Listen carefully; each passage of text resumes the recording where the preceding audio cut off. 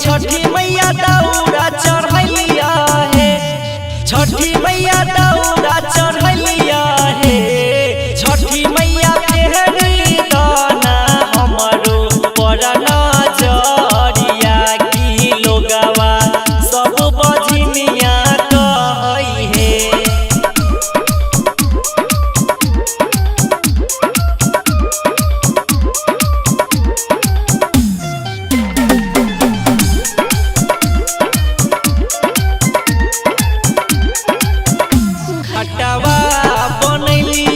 छठी मैया सुपावा चढ़लिया है, छठी मैया सुपावा चढ़लिया है, छठी मैया फेरी दाना हमरो पर नजरिया की लोगवा सब बजनिया कहै है।